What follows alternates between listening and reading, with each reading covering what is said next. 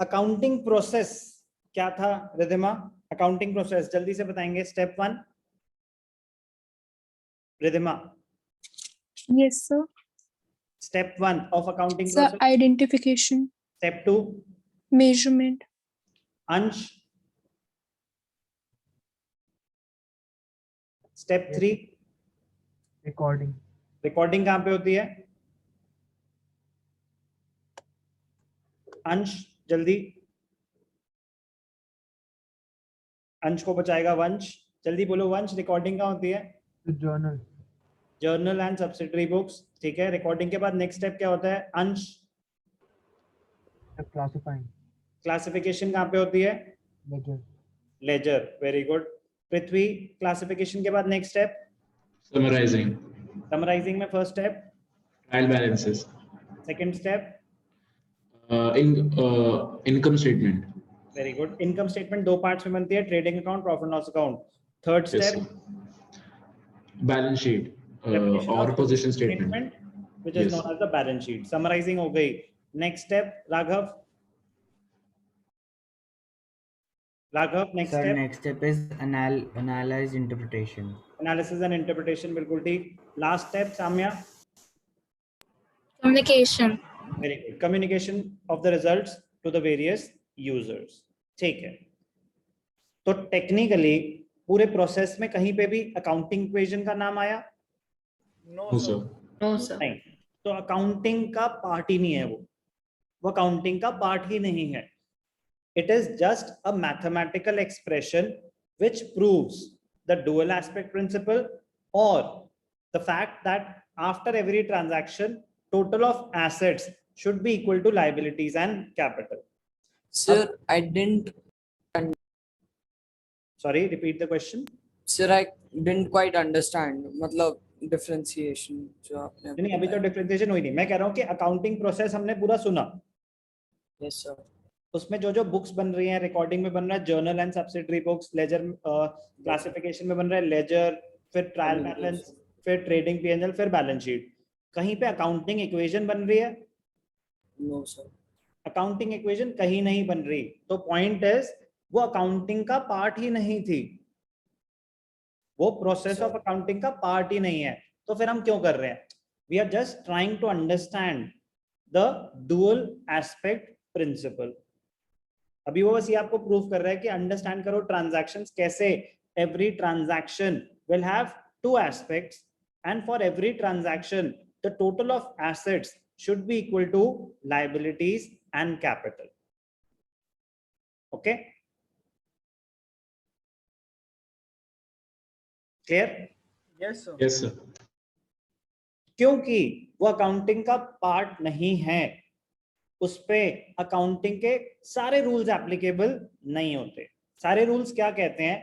Actual जो categorisation है ना, नेचर ऑफ एन आइटम, 5 तरीके के नेचर होते हैं.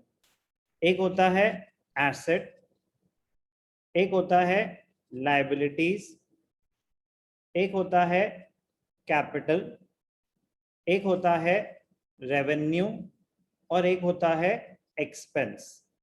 आगे जाके जब हम जर्नल में आएंगे ना तो हम देखेंगे एक्चुअली 5 कैटेगरीज होती हैं. कोई भी आइटम होगा ना, इन 5 में से किसी नेचर का ही होगा. या तो वो एसेट होगा या वो liabilities. When we talk about liabilities we are talking about external liabilities, कोई कैपिटल का सेपरेट हेड है, या वो रेवेन्यू होगा या एक्सपेंस होगा.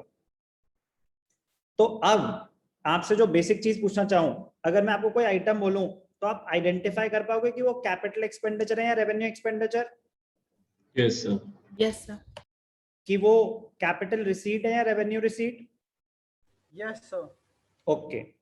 तो रियल लाइफ में एक्चुअल अकाउंटिंग में 5 कैटेगरीज होती हैं, बट अकाउंटिंग इक्वेशन के पर्पस के लिए तो सिर्फ 3 है.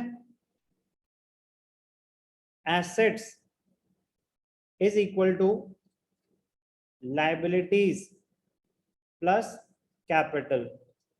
तो बेसिकली क्या क्या नहीं है अनंत इस इक्वेशन में? So revenue and expense. Revenue और एक्सपेंस तो आया ही नहीं इसमें. तो इनका क्या होगा? ध्यान से देखना. रेवेन्यू का क्या होता है? रेवेन्यू जो पैसा आपने कमाया, रेवेन्यू जनरेट हुआ. Yes, sir. किसको बिलोंग करता है? कौन ले जाएगा सारा रेवेन्यू? Sir, owner. Assets. नहीं, owner. Oh, It belongs to the owner. The revenue generated by the business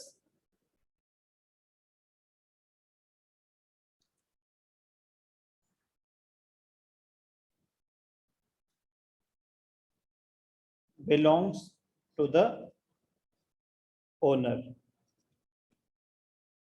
ऐसे ही expenses, all the expenses are to be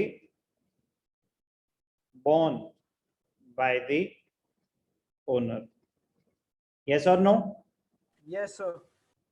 तो हम क्या करेंगे? हम इनकम कैलकुलेट करेंगे.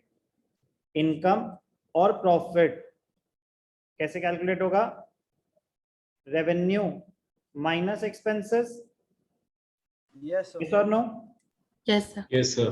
और अगर लॉस है तो मतलब एक्सपेंसेस ज्यादा रहे होंगे. Expenses minus revenue. यस और नो? Yes, sir. तो इस इक्वेशन में हम कैसे यूज करेंगे इसको? ध्यान से देखना.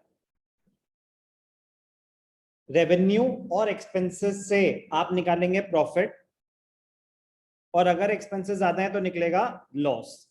तो जो भी आपकी कैपिटल है इसमें क्या होगा? इसमें ऐड हो जाएगा. क्या ऐड हो जाएगा? ऐड प्रॉफिट्स, और अगर लॉसेस हुए हैं तो डिडक्ट लॉसेस. तो पांचों चीजें कवर हो गई. Yes, sir. रेवेन्यू को कंसिडर कर लिया, एक्सपेंसेस को भी कंसिडर कर लिया. पहले हमने सिर्फ एसेट लायबिलिटीज कैपिटल को कंसिडर करा. कह रहे रेवेन्यू और एक्सपेंसेस का क्या होगा? कह रहे हाँ उनको भी कंसिडर करेंगे. तो रेवेन्यू अगर ज्यादा है एक्सपेंसेस से तो आपका आएगा profit, that will be given to the owner. उसकी कैपिटल में ऐड कर देंगे. All the profits they belong to the owner. जो खर्चे हैं वो उसने बेयर करने थे. तो रेवेन्यू ऐड हुआ, एक्सपेंस माइनस हुआ, तो एक तरह से प्रॉफिट जो कैलकुलेट हुआ डायरेक्टली वही ऐड कर देंगे. यस और no? Yes, sir. Yes, sir. अगर लॉस हुआ है तो वो ओनर बेयर कर देगा. बेसिक से इक्वेशन है assets is equal to liabilities plus capital. Point आपको ये समझाना चाहता था मैं कि 5 कैटेगरीज होती हैं एक्चुअल अकाउंटिंग में. अकाउंटिंग इक्वेशन में 3 कैटेगरीज के बेसिस पे ही हमें करना है. तो हमें आइडेंटिफाई करना पड़ेगा कि कैपिटल आइटम है या रेवेन्यू आइटम है. कैपिटल आइटम है तो एसेट लायबिलिटी कैपिटल इन तीनों में से किसी ना किसी हेड में आ जाएगा. रेवेन्यू आइटम है तो हमें कैलकुलेट करना पड़ेगा कि उसमें प्रॉफिट हो रहा है या लॉस हो रहा है. प्रॉफिट हो रहा है तो ओनर की इनकम जनरेट हुई है, it will be given to the owner. Loss हुआ है तो गिवन टू द ओनर मतलब it will be added to the capital. अगर किसी ट्रांजैक्शन में कोई लॉस हो रहा है, कोई एक्सपेंस है, तो वो सब कौन बेयर करेगा? ओनर. एक्सपेंस की कोई क्या सेपरेट हेड है हमारे पास अकाउंटिंग इक्वेशन में? एक्सपेंसेस का क्या कोई सेपरेट हेड है? No, sir. No, नहीं sir. है. तो एक्सपेंसेस हम कैसे एडजस्ट करेंगे? They will be borne by the owner and they will be deducted from the capital. अब मैं इसको अप्लाई करके दिखाऊंगा. ध्यान से देखिए.